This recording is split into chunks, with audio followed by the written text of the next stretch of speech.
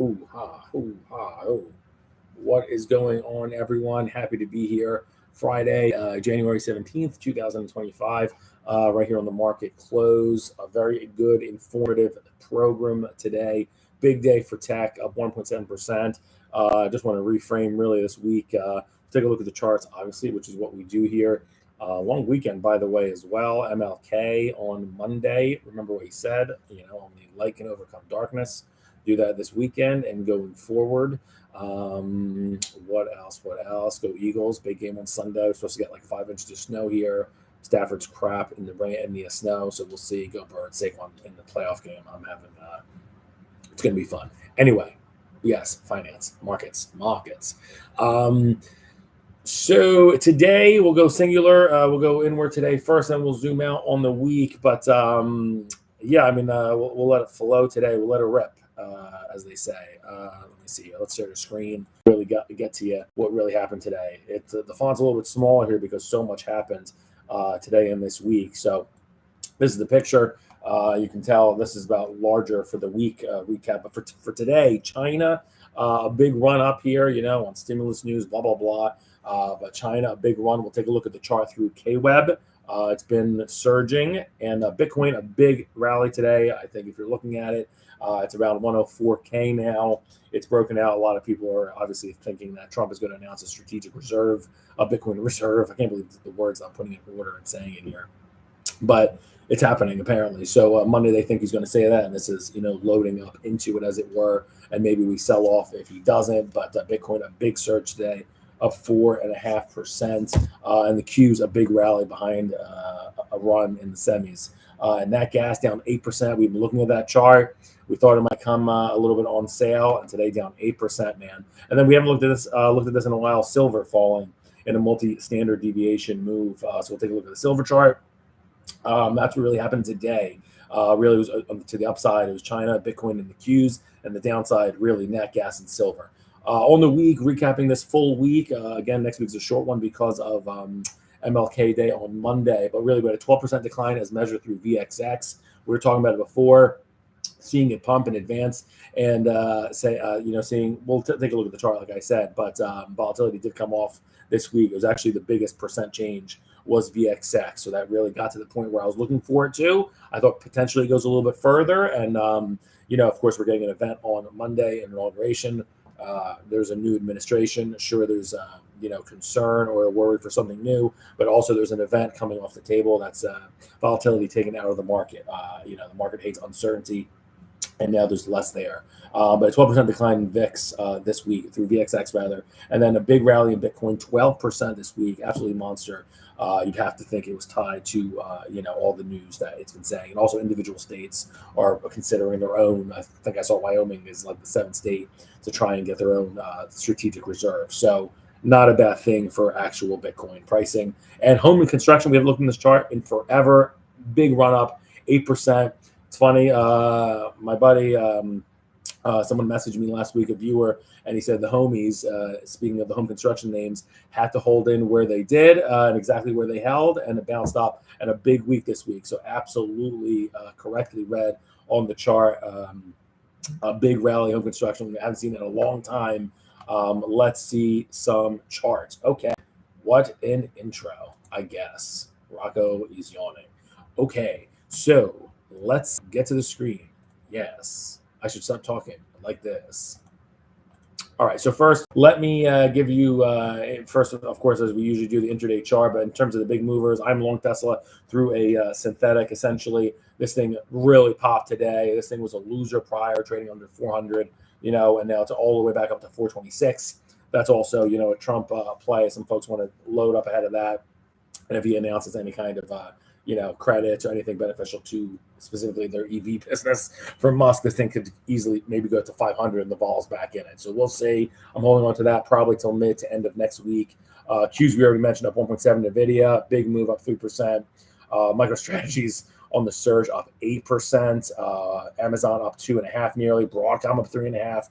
Even Google up 1.5. I say go even because it doesn't have huge moves to make. JP Morgan, the financials, many of them hitting all-time highs. They're having good results. The market is analyzing and digesting it very well. Morgan Stanley, Goldman, JP Morgan, all-time highs either today or yesterday. So typically a good thing. And of course, like I said, IBIT up 4.5%.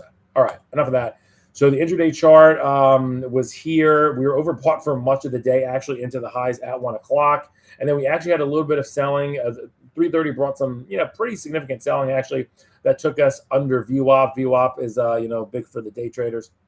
Volume weighted average price, kind of the important where the strong people are in the tug of war, essentially. And it was 597.71, and we did close under it by about 40 cents. So the nostalgia and everything peaked at around 1 o'clock. If you actually look at the Q's chart, the peak for that was pre-market around 8:30 a.m. So, depending on what index you were in, as I zoom out here on SPY, I've been saying for about a week or two now, it's going to be messy. It's still a little bit of a messy chart. I said we were going to hold this, worst case 570. But I thought actually 580 would hold. 570 is worse. It split the difference, and it got to 575 4 days ago. And we got to, as I said, 575, and we bounced all the way up to 597. SPY was up 5% or 3% this week. So for all the naysayers, all the stuff over the weekend, breath is terrible. Come on, really? It held exactly where it needed to, and now we're right back above 21-day exponential moving averages. Only thing is, I think it's going to hit its head around 600. We will see what kind of animal spirits and exuberance maybe the inauguration address brings on Monday. But obviously would rather be long. This chart is stupendous. You're seeing risk assets like Bitcoin start to get to within a handful of percent of their new all-time highs, same as this. You can't keep a good man down, never short a superstar like a Saquon Barkley, essentially. I think, like I said, this hits its head at 600. This is going to take like 2 weeks for me to analyze. Of course, I'm leaning long into many of the best performers, like a Tesla, like Bitcoin. So the strength is there. I'm by no means saying, lean short, obviously, if you can understand what I'm saying. But a lot of things. I just think we have about 1% more to the upside. We're probably going to turn around 590. So I think it's going to frustrate some folks with a bias to the upside. I think that's what's going to happen. You got about $4 more, less than 1% of upside, and then more than not, we're probably going to channel and trade around 5,900 in the S&P or 590 in SPY. All right, that was a mouthful. So that's my call on that. Let's take a look at the charts, because today was some crazy stuff, some crazy movers. Some folks really want to trade ahead of the long weekend. So first, KWEB monster move. If you had anything in China today, chances are you made some decent coin. So KWEB up 3.3% today. We had said this thing is having a personality change, essentially, under the 52-week moving average.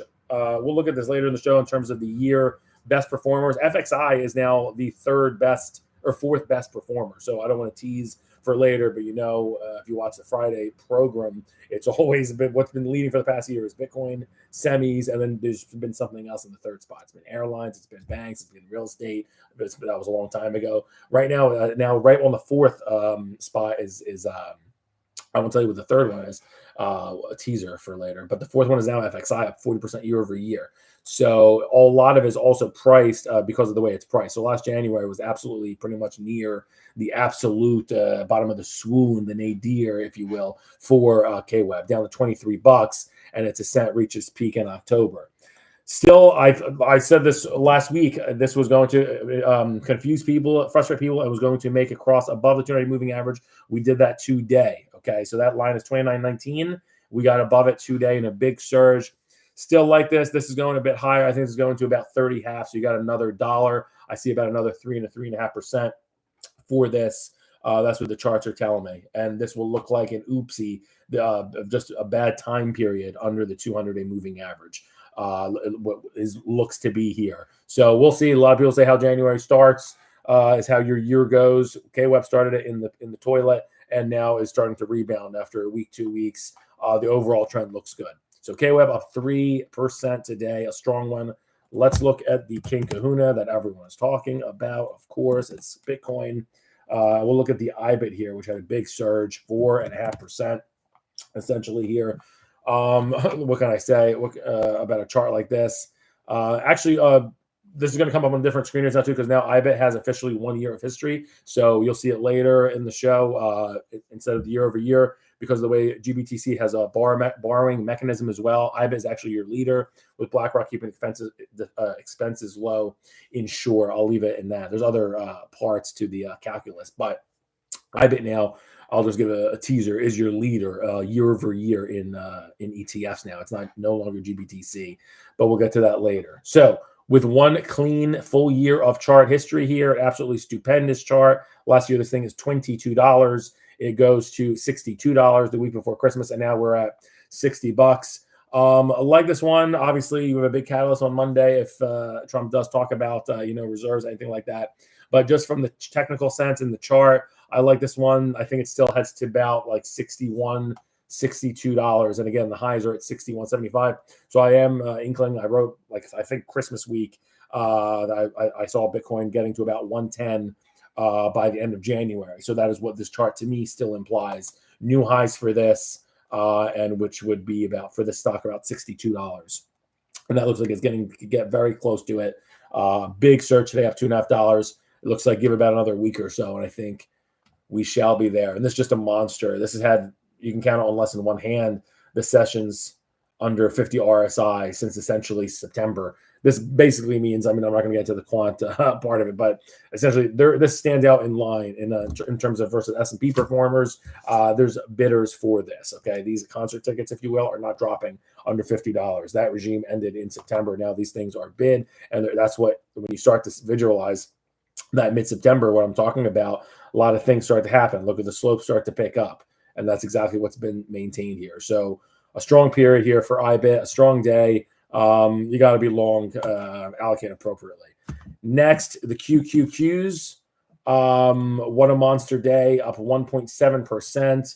Just a ridiculous ETF. I was looking at a 20-year average history, 20-year average return on QQQ, and it's 65%. That's absolutely astounding. That's how you get rich. Much to my disappointment, I went with XLG to invest much of my capital, and that's the top 50 because it's more diversified. QQQ, you don't have any. What is that? Whoops. 21 Savage. What are you doing here? So what was I saying? The Qs, yeah. So there is no diversification in terms of, you don't have any healthcare, I believe, and you don't have any financials, very little, like less than 1%, and also no energy. So for a longer term, 30-year plus portfolios, what my horizon was, I went with XLG. But if you don't care about that and you want to go overboard and you are okay being long tech, and this has, in that 20-year history, obviously there was a pandemic and a global recession, but you also have, massive technological adoptions that are captured in this, like AI, and then, towards the end, social media and stuff like that, obviously. So 65% CAGR, that's just absolutely astounding. Today, a monster day. I'm talking about the most important, one of the most profitable indices in the world, December 16th, hitting its peak. I like this right here. I think this has room to go. I don't even think you're chasing it right here. The 21-day exponential moving average is 515. So yes, you're paying above it by 1% because of today's surge. This looks decent. I think this is headed to about 540, and that would be just basically matching its 52-week high. I don't know if it's going to have the surge to push through, but we will see, because it looks like it wants to be a little bit range bound, like a lot of the other indices. But we shall see if it runs out of steam. It probably does. It goes to like 535, but we shall see. But if you want to nibble on this, Qs, I believe you can. All right, let's go. So those were the winners today: China, Bitcoin, and Nasdaq QQQ, semiconductors. But we looked at the those three for today. To the downside, Nat Gas, a monster mover lower, down a whopping 8%. Let's take a look at the chart. We had been saying, I'm looking at my notes here, that we still like it to the upside, don't necessarily want to chase it, but longer term or medium term targets was about 19 handle. It got to 20 yesterday, and then the Chembade really hard today. The 200-day moving average is rising, as we said here, 1545. This was a messy chart, as comebacks often are, but a good-looking chart nonetheless. In terms of starting a position, this is a rough one. I would rather see this go for about another week, see even how high it goes, maybe overpay even to see even where this would stabilize in my regard. and then potentially start a position. I'd like to purchase around 17 even. So if you get like a flash crash, I mean, big sell off like that, like another 8% down move, and you get the 21-day exponential moving average, that may be sufficient. I'd rather give this time, maybe even like 3 weeks, and just step out of the way. I know that's not the way a lot of folks trade, but I wouldn't want to chase it here. But I do think it's still there's strength in this. It would go to the upside, and that's why I'm torn. Okie dokie. And then there's only one other area that was weak today, and that was silver, down about 1.5%, and that's a pretty decent move. Silver we haven't looked at in a while. It hit its highs basically the week before Halloween at around $32, and then really started falling on hard times right before Christmas week, right here underneath its 200-day moving average, and it's just this week gotten above that 200-day moving average. So I'll forgive that. That passes the test. Overall, pretty there's worse places that you can be in. I don't think it looks great, and this looks like more of a frustration with some of the assets that are having these come to Jesus moments with the 200-day moving average. I'd rather be a seller of this. This looks like it's headed towards, maybe 26.5 over the next 2 weeks. I'd rather not be in this name. So 26.5 from here, about another $1 reduction or so. It's about 3%. Could make some money. Overall trend is decent, but don't love it right here. I think harder times ahead for silver for the next 2-ish weeks. All right, top 3 gainers of the past 5 days. No repeating charts. IBIT up 12% in the past 5 days. Absolute monster, up almost more than 2% a day. Have a question from a man here at Gaston. Oh, he has a single stock ticker. I will look at that. You're going to have to wait till the end now. But yeah, I'll take a look at that. Okay, so first biggest winner of the week is Bitcoin, up 11.5%. Next, I haven't looked at this one in quite a while. I was burned on it in Q4. ITB Home Construction up 8.5% this week. It's pretty much small gainer today, up 0.5% or so. So another thing. So this is having their highs came 2 weeks before October 18th at 130. Hold on. You can keep putting your questions, but I'll get to it at the end here. So for the home construction, yeah, this started having a bad moment here, December 13th, under the 200-day moving average, and now it has this whole, after this ugly period of being oversold, is now trying to make a run towards its 200-day. Geez.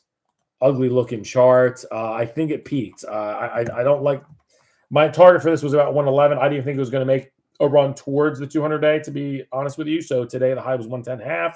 I'll round to that, and this was a monster run, in my opinion, from 100 to 110. Beautiful, clean. I think this is going to start to go lower towards 106 and then potentially towards 102. But I don't want to chase it here. Don't love the action overall. But this week, strong 8.5%. Next, regional banks up 8% this week.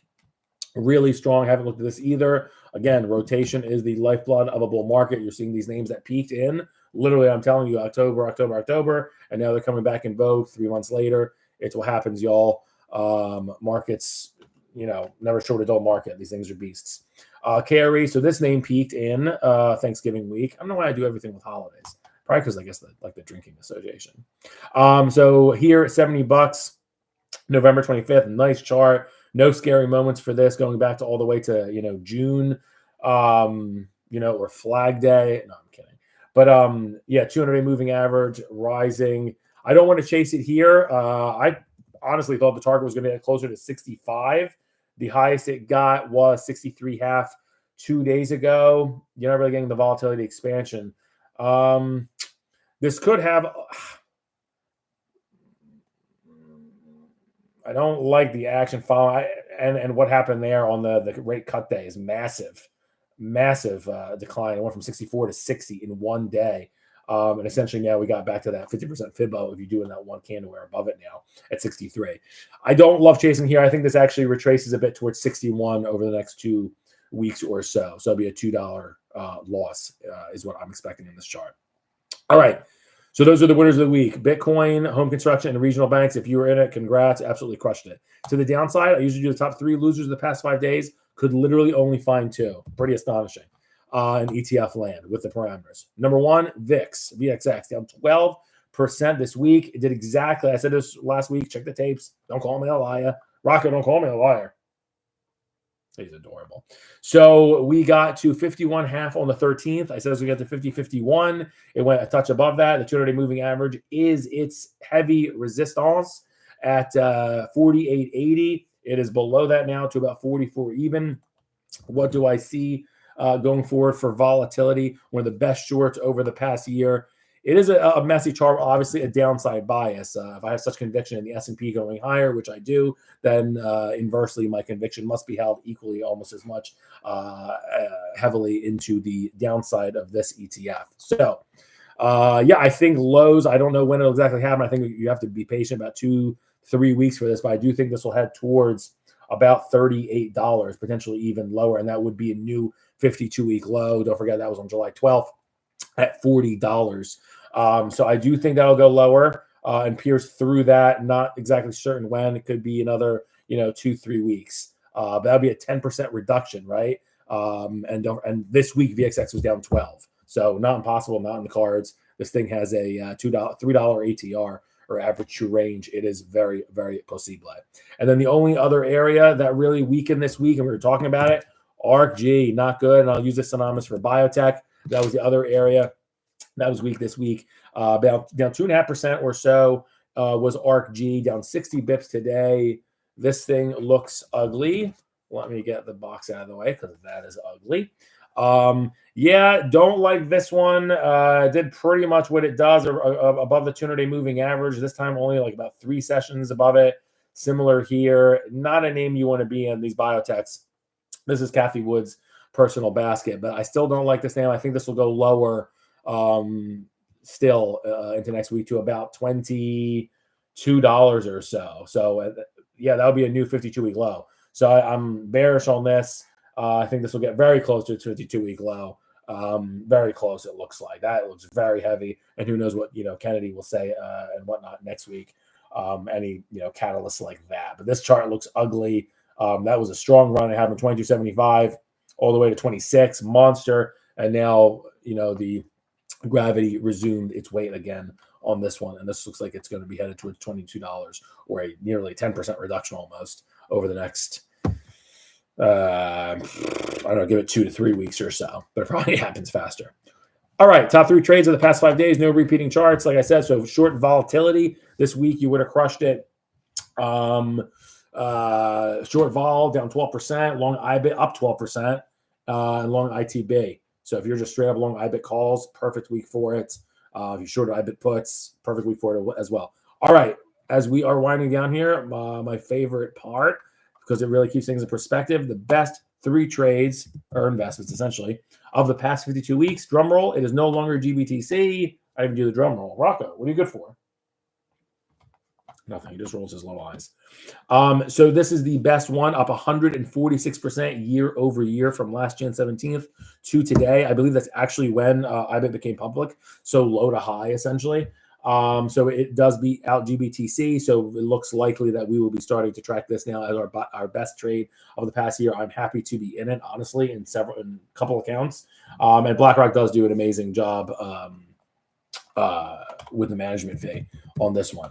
So again, IBIT, just because it is the most important, in terms of the year, I still see a little bit of upside. And just to, not sound like a perma crazy bull on this, although I am essentially, the pullback after, I don't believe in, I think it's important to state that I don't think drawdowns are gone in Bitcoin. I still think you'll pay the piper, and that's what you get paid in, 60 vol issue and this stuff. So I do think we rallied to maybe basically eclipse a new high, $60, $62 region, but then the pullback will probably pull you back to about 56. So that's a 10% decline. So you see Bitcoin going to 110 essentially. Then you saw it going back to 99, that area, and so on and so forth. And that's where we're going forward.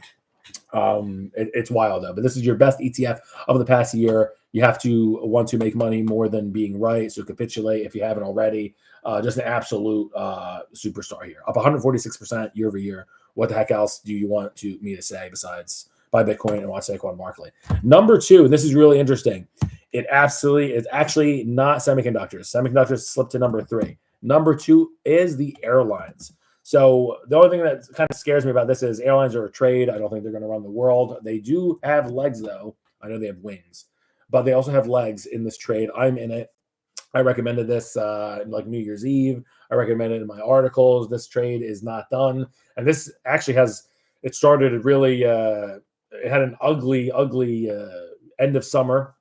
And then now it looks absolutely stupendous with the 52-week high coming 7 days ago, 26.5. I don't want to chase it right here. I think this pulls back to about 25.5, and then I think that will be your opportunity. But this is superstar chart. These companies underneath are actually having, I'm not going to talk about it more, but they have more demand. They're raising prices where they're able. The premium areas are selling. People are paying probably, $100 for Wi-Fi for 10 seconds. So there's people paying us stupid stuff for stupid stuff. So this one looks good. Wait for a pullback, and then you want to enjoy this ride. It's the second best trade of the year of the past 52 weeks after Bitcoin, up 49%. And then the one right behind it, it just beat it out as of today because of the 70 BIP rally, essentially, that pulled it ahead.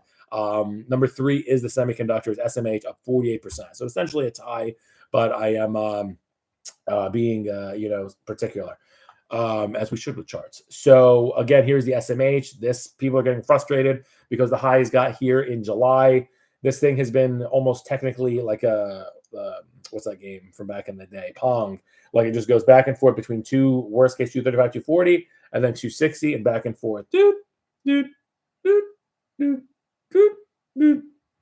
Rocket in like that. But that's essentially what's happening here. If ping pongs back and forth, you almost want to buy it when it hits the 235, 240, and sell it when it gets to 260 over and over and over until it rips your face off, and then it goes the other way. But this is the lifeblood of the market, in my opinion. The semiconductors, the NVIDIA growth, Broadcom, and then the differences in it. The big question is, when will it be ready to go? When does it break through? It could be soon. I really want to see. This is going to have a big implication on what the market is. Obviously, now I don't like to construct a narrative. It usually just happens through the charts. VXX, new 52-week lows coming in the next couple of weeks. I said the market looks like it's going to come very close, led by Qs. I think it could be time for the semis finally to get above 265. It's got to, obviously, this is just numbers, has to close above 260 for more than a freaking day, and hasn't really been able to do that since we were wearing shorts in the summertime. So it's been a while. I do think maybe with the overall animal spirits next week, I do think finally this gets above 265. It's kind of a big call. We'll see if it happens. I think it finally does. And then from there, I don't think it's going to be off to the races. I think literally it parks there, and hopefully what our old ceiling becomes our new floor. And now 265 is our base, is our floor rather, and then we actually start trying to get towards our all-time high of 283. But first things first. All right, so that, and again, we're talking about superstars here. IBIT up 146 year over year, Jets up 49%, semiconductors up 48. Get involved. That's where your alpha in the ETF land is coming from. All right, we got some user questions, so let's take a look. Hi, me again. What do you think about YPF long term? Okay, what's your long term? I don't assume anything. I'm very literal, and my wife kind of hates that. And my son's really literal. I hate seeing that, actually, because it's really annoying. So let me know what you mean by long term, because it dictates how I pull up the chart here. Well, long term, short term, this thing hit 52-week highs last week, Gaston, $47, like that. Beautiful looking chart. Actually has relatively just one close all day, 3 to 4 months. Oh, so not super long term. Yeah, this is an absolutely great chart. These guys, and it's not in the best area. This is the oil and gas name, a pretty big name in Argentina, $17 billion. I believe you're from Argentina. I want to enter, but I don't know when. There you go. Now you're asking a good question. So right here is not a bad place to nibble in a position. It's actually a close. After this 2.5% sell-off today, you were actually under the 21-day exponential moving average, which is 43.5. It doesn't typically do that. The last time it really did that with gusto was back here in October. If you see it closing under those lines and getting closer to the 200-day moving average. So I think you can actually nibble right here because you're getting kind of a somewhat rare opportunity. I like nibbling at 43. There is potential you can get in at 40. 42, I think you're being a little bit greedy, to be honest. I don't know what you're looking at 3-4 months. Yeah, dude, I think this pulls back to about 39 potentially. I wouldn't start a position right here if you're comfortable with a 42 handle. I think it's decent. It was at 40, $47, as we said a week ago. And let me look at these guys really fast. Yeah, these guys have 22 billion. Oh my gosh, I didn't talk to you. I'm talking to a user here. Let's watch listens. They listen. Yeah, this thing was at $47, as I said. And these guys have $22 billion in revenue and a $17 billion market cap. I like that valuation. You'll see, investors flock to companies valued like that. It's one of the reasons why I like airlines. But this thing was overbought. I wouldn't take my chances here. This thing was overbought for 6 weeks. So this thing, as you know, went from 25 to 45, still being overbought. So there's a long line of buyers here, never oversold all year. I would start a position here if you love this name right here at a 42 handle and then really load up the truck if it gets to 39. I'm not so sure that happens. So ask me again about this too in the next week or so. It had a big run though, so I do think it's consolidating a bit in the next week. So your spidey senses has to be tingling, I would say, for the next week, and then I would pounce. I think you can start now and then really over the next week, dollar cost average and get into it. Okie dokie. Next, what was your next question? You bought Bitcoin at 92K, right? So my basis really, I mean, that's a loaded question. I've been buying like all along. So that's kind of a tough question. I really got involved and became a believer when it was at like 60K. So that's when I really started going. So I hope that answers your question. Yeah, 92K. Yeah, it's crazy. The last thing I was looking at the chart of this, the pure Bitcoin chart. Again, overbought conditions, very few closes. This thing's really had a lot of momentum since mid-September. Yeah, I do think, my call. So we'll go to 150 in July. I think actually Trump is having a big July 4th party. I think it's going to be like a big emotional, frothy, like this thing's going to get to 150K. I think you're going to see S&P get to about like 650 around that time or so. I think we'll be having more highs for that. Yeah, I think I was reading today, there's rumors of it being a Dogecoin ETF. Was another thing. Oh, and like another company basically being MicroStrategy, but for Ethereum. So they're basically selling stock to just buy Ethereum. This is not over. You don't have to understand all of it. The chart's going up. I told you it's the best ETF of the last year. So don't be skeptical. It really hurts to be skeptical. There's an Economist article, I think from 2014, says rest in peace, Bitcoin. Rocco really didn't like that. And the Economist didn't like that. But the Economist didn't see it going to 104K in 2025. Don't be skeptical. Stupid people are skeptical and it bites them in the butt. Some streamers said it will go to 72 and then to 150. Is that what you said that? Streamers? That's funny. You're saying 72 because it's the 200-day moving average. Well, first of all, the train has left the station. It could possibly, a pullback does take you maybe to 70K. I don't think that's happening. Like I said, more so what I think happens is like what we said, it gets to 110, breaks new highs, and then it goes to like 99. People are freaking out. Oh my God, I never thought we'd see 5-figure Bitcoin again, and then it continues higher. As I said, towards 150 in July. It sounds crazy, but all the stuff is good for it. Potentially a scary, horrendous, ugly pullback would take you to about 70, 75. I don't think it's happening. Don't forget the old prior highs back in the March was 73K. So you're buying, at pretty high levels, but getting richer. Watch it this weekend. Monday, market closed, MLK. Put some light into your life. Light overcomes darkness, as he said. Preach. And go Eagles. Love the show. Thanks for answering questions and sharing your thoughts, Sean. Thank you very much, Caleb. Thank you, Gaston, for the questions. Thanks for watching. Have fun on the snow if you get it. And go Eagles. Let's go to the conference championship and go Bitcoin to 110. Lots beyond. Peace.